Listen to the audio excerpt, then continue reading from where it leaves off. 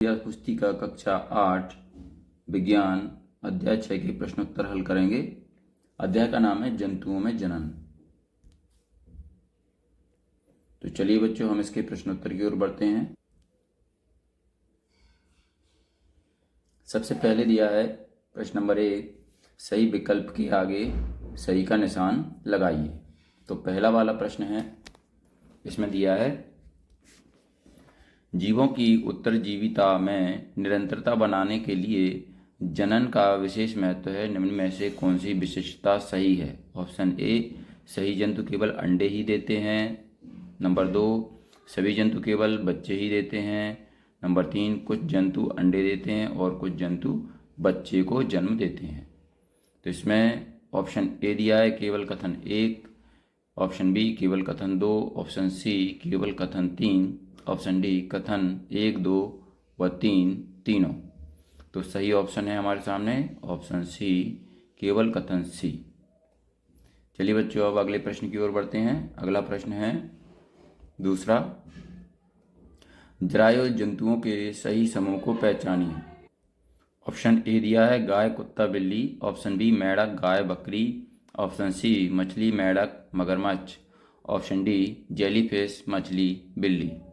सही ऑप्शन है option A, गाय, कुत्ता, बिल्ली। इसके बाद तीसरे नंबर पर है, मछली और मेंढक एक साथ सैकड़ों अंडे देते हैं क्योंकि नंबर 1, अंडे तथा शुक्राणु निरंतर जल की गति, वायु एवं वर्षा से प्रभावित होते रहते हैं। नंबर 2, जलाशयों के अन्य जंतु इन अंडों का भोजन करते हैं। तीसरा, अंडों का बड़ी संख्या में उत्पन्न होना आवश्यक है ताकि उनमें से कुछ में निषेचन सुनिश्चित हो सके। सही कथनों का चयन करिए। ऑप्शन ए कथन 1 व 2, ऑप्शन बी कथन 2 व 3, ऑप्शन सी कथन 1 व 3, ऑप्शन डी कथन 1, 2 व 3। सही ऑप्शन है ऑप्शन डी, कथन 1, 2 व 3। चलिए बच्चों, हम आगे बढ़ते हैं।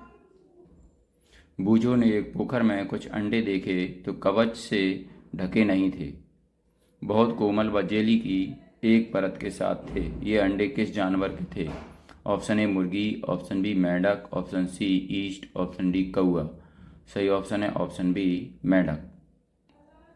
चलिए बच्चों, हम आगे बढ़ते हैं।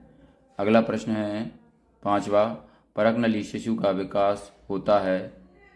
ऑप्शन ए परकनली में, ऑप्शन बी प्रयोगशाला में, ऑप्शन सी मादा के शरीर में, ऑप्शन डी नर के शरीर में। सही ऑप्शन है ऑप्शन सी, मादा के शरीर में। फिर इसके बाद प्रश्न नंबर 2 पर आते हैं। प्रश्न नंबर 2 में खाली स्थान दिए हुए हैं। इसमें दिया है नीचे दिए गए शब्दों का चयन कर रिक्त स्थान की पूर्ति करिए। यहाँ पर कुछ शब्द दिए गए हैं। शब्द कौन कौन से हैं? निषेचन, जरायुज, मेंढक, लैंगिक, अमीबा, मुर्गी।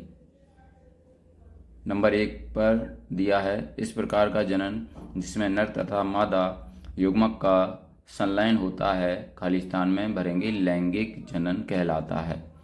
इसके बाद अगला है दूसरा, द्विखंडन द्वारा जनन, खाली स्थान में भरेंगे अमीबा में होता है। फिर तीसरा है वे जंतु जो सीधे ही शिशु को जन्म देते हैं, खाली स्थान में लिखेंगे जरायुज जंतु कहलाते हैं। फिर चौथा है युग्मक का संलयन की प्रक्रिया,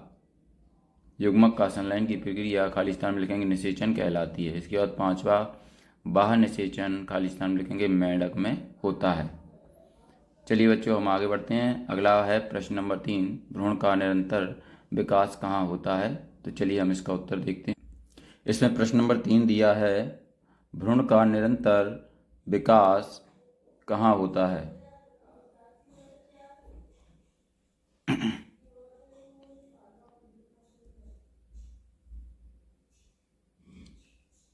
उत्तर में लिखेंगे भ्रूण गर्भाशय की दीवार में रोपित होकर विकसित होता रहता है। गर्भाशय में ही भ्रूण का निरंतर विकास होता है। इसके बाद प्रश्न नंबर 4 पर आते हैं। नीचे बॉक्स में कुछ जीवों के नाम दिए गए हैं जिनमें से कुछ जीव जरायुज हैं तथा कुछ अंडप्रजक जैसे मछली, मुर्गी, चमगादड़, मधुमक्खी, मकड़ी, चिड़िया, बिल्ली, गाय, कबूतर, मोर, तितली। उपरोक्त में से चमगादड़, मधुमक्खी व मकड़ी किस प्रकार के जीव हैं? तो इसके उत्तर में लिखेंगे चमगादड़, जरायुज, मधुमक्खी, अंडज, अंडप्रजक, मकड़ी, अंडप्रजक। ये दोनों क्या है? चमगादड़ हैं जरायुज, मधुमक्खी है अंडप्रजक और मकड़ी भी है अंडप्रजक। चलिए बच्चों अब आगे बढ़ते हैं। प्रश्न नंबर 5 पर आते हैं। मेंढक के अंडों ऊपर सुरक्षा के लिए कवच नहीं होते, फिर भी वे पानी के भीतर सुरक्षित बने रहते हैं, ऐसा किस प्रकार होता है? तो उत्तर में लिखेंगे, मेंढक के अंडे किसी भी कवच से ढके नहीं होते, किंतु फिर भी वह सुरक्षित होते हैं, क्योंकि जेली की एक परत इन अंडों को एक साथ रख इनकी सुरक्षा करती है। चलिए बच्चों अब प्रश्न नंबर 6 पर आते हैं।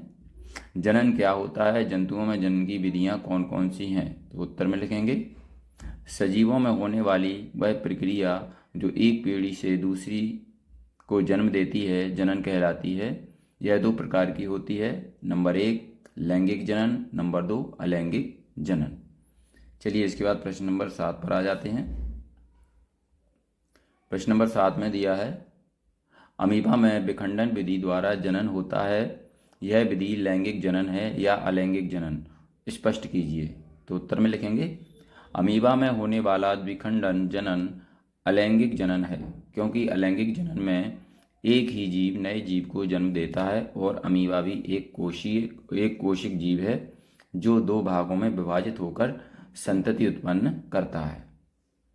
चलिए बच्चों अब आगे बढ़ते हैं। अति लघु उत्तरीय प्रश्न में प्रश्न नंबर 8 है, मछली तथा मेंढक एक साथ सैकड़ों अंडे देते हैं, जबकि मुर्गी एक समय में एक ही अंडा देती है, क्यों? उत्तर में लिखेंगे, मछली तथा मेंढक एक साथ सैकड़ों अंडे देते हैं। इसका कारण है कि अंडे एवं शुक्राणु निरंतर जल की गति, वायु एवं वर्षा से प्रभावित होते रहते हैं। तालाब में दूसरे ऐसे जंतु भी होते हैं जो इन अंडों का भोजन करते हैं, इसलिए यह सैकड़ों अंडे देते हैं ताकि उनमें से कुछ में निषेचन सुनिश्चित किया जा सके। चलिए बच्चों अब प्रश्न नंबर 9 पर आते हैं। प्रश्न नंबर 9 में दिया है, यदि पृथ्वी पर रहने वाले सभी सजीवों में जनन क्रिया समाप्त हो जाए तो पर्यावरण पर क्या प्रभाव पड़ेगा? लिखिए। उत्तर में लिखेंगे, यदि पृथ्वी पर सभी सजीवों में जनन क्रिया समाप्त हो जाए तो जीवों में पीढ़ी दर पीढ़ी नए जीवों का जन्म नहीं होगा तथा मानव का अस्तित्व अंतिम सजीव के साथ पृथ्वी पर समाप्त हो जाएगा तथा पर्यावरण का अस्तित्व भी मनुष्य के होने से है। यदि मनुष्य में जनन क्रिया नहीं होगी तो पर्यावरण नहीं होगा। तो ये हमारा प्रश्न नंबर 9 कंप्लीट होता है यहाँ पर। अगला प्रश्न है प्रश्न नंबर 10, लैंगिक जनन तथा अलैंगिक जनन में क्या अंतर है? उदाहरण लिखिए, उदाहरण दीजिए। तो उत्तर में लिखेंगे, लैंगिक जनन वह जनन होता है जिसमें नर तथा मादा युग्मक का संलयन होता है, लैंगिक जनन कहलाता है। जैसे मनुष्य व स्तनधारी जीव। अलैंगिक जनन वह जनन है जिसमें केवल एक ही जीव नए जीव को जन्म देता है, उदाहरण के तौर पर क्या है? अमीबा इत्यादि। फिर इसके बाद प्रश्न नंबर 11 दिया है, मुर्गी और मेंढक दोनों ही अंडे देते हैं, लेकिन दोनों में ही निषेचन की क्रिया अलग अलग प्रकार से होती है, क्यों? समझाइए। तो उत्तर में लिखेंगे, मुर्गी व मेंढक में निषेचन तो होता है, किंतु मुर्गी में आंतरिक निषेचन होता है, अर्थात वह निषेचन जो मादा के शरीर के अंदर ही होता है, तथा मेंढक में होने वाला निषेचन बाह्य निषेचन कहलाता है, अर्थात जिसमें नर एवं मादा युग्मक का संलयन मादा के शरीर के बाहर होता है। चलिए बच्चों अब प्रश्न नंबर 12 पर आते हैं।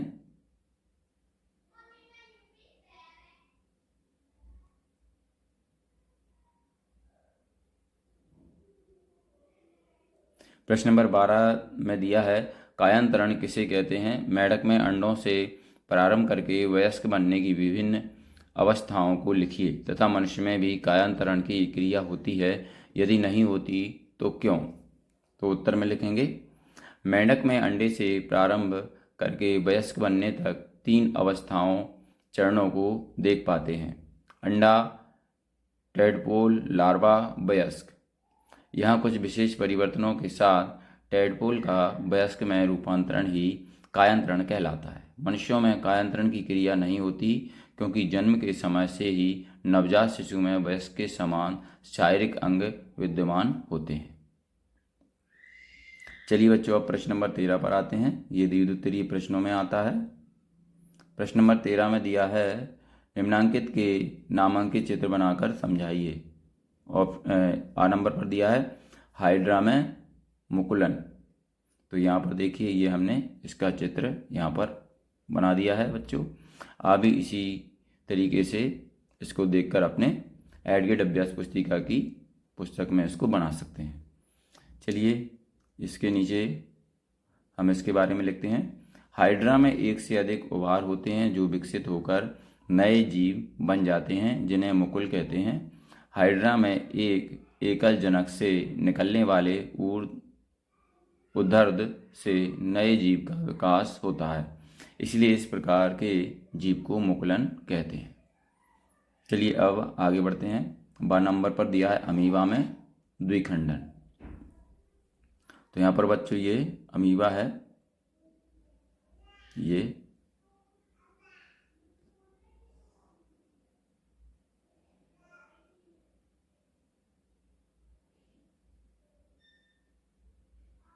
क्या है, थोड़ा सा क्लियर नहीं दिखाई दे रहा था तो मैंने इसको क्लियर बना दिया है।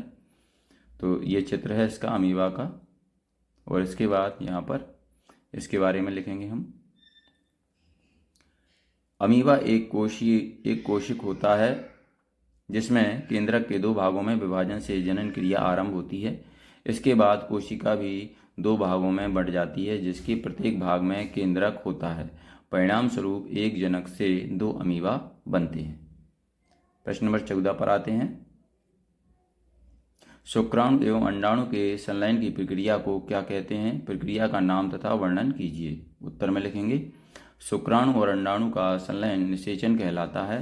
निषेचन के समय शुक्राणु और अंडाणु संलयित होकर एक हो जाते हैं। निषेचन के प्रक्रम में स्त्री के अंडाणु और नर के शुक्राणु का संयोजन होता है, अतः नई संतति का जन्म होता है।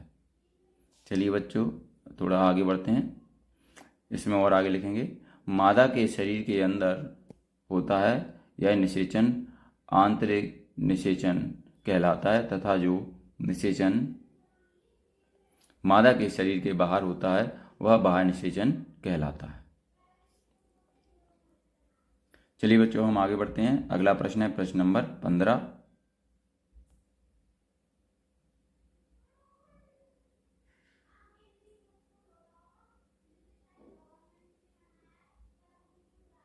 प्रश्न नंबर 15 में लिखा है, अंतर लिखिए। अंतर में आ नंबर पर है युग्मनज और गर्भ। तो इनमें अंतर लिखना है, तो उत्तर में लिखेंगे, सबसे पहले युग्मनज लिखेंगे। शुक्राणु अंडाणु का संलयन निषेचन कहलाता है तथा निषेचन के फलस्वरूप युग्मनज का निर्माण होता है। गर्भ के बारे में लिखेंगे, युग्मनज का विकसित रूप भ्रूण है तथा भ्रूण की वह अवस्था जिसमें सभी शारीरिक भागों की पहचान हो सके गर्भ कहलाता है। चलिए बच्चों, हम आगे बढ़ते हैं। अगला है 12 नंबर का प्रश्न, जरायुज जंतु और अंड प्रजक जंतु। उत्तर में लिखेंगे, वह जंतु जो सीधे ही शिशु को जन्म देते हैं जरायुज जंतु कहलाते हैं, तथा वे जंतु जो अंडे देते हैं या अंडे के माध्यम से जंतु को जन्म देते हैं अंड प्रजक कहलाते हैं। जरायुज जंतु जैसे गाय, कुत्ता, बिल्ली आदि, अंड प्रजक जंतु जैसे मेंढक, मछली, मुर्गी। चलिए, इसके बाद अब प्रोजेक्ट आ चुके हैं हमारे सामने। प्रोजेक्ट में दिया है, आपने आसपास के कम से कम 10 जंतुओं का अवलोकन करिए तथा उनको जरायुज एवं अंड प्रजक जंतुओं में वर्गीकृत कर सारणी में भरिए। तो यहाँ पर देखिए, ये टेबल दी हुई है, ये टेबल दी हुई है। यहाँ पर इसको हमने ये कंप्लीट कर लिया है।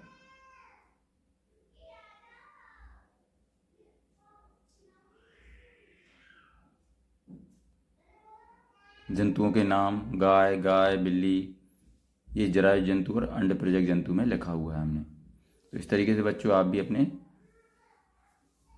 एडगेट अभ्यास पुस्तिका में इसको कंप्लीट कर सकते हैं।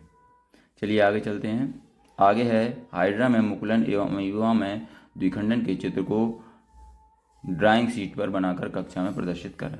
तो ये देखिए, ये पहले भी चित्र आ चुका है, आप दोबारा भी देख सकते हैं।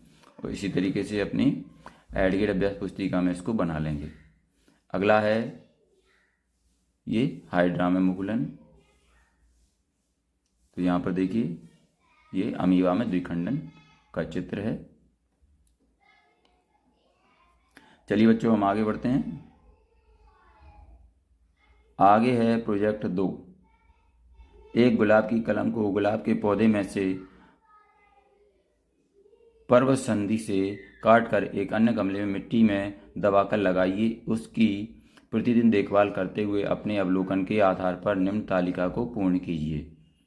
यहाँ पर देखिए, ये तालिका दी हुई है, ये पूर्ण करके हमने इसको लिखा है। आप इसी तरीके से इसको पूर्ण कर सकते हैं। तो बच्चों, यहाँ पर ये हमारा अध्याय पूर्ण होता है। अगर आपको हमारा ये वीडियो अच्छा लगता है तो इसको लाइक करें, अपने दोस्तों के साथ भी शेयर करें। इसी तरीके के और भी वीडियो पाने के लिए हमारे इस चैनल को सब्सक्राइब करना ना भूलें। धन्यवाद।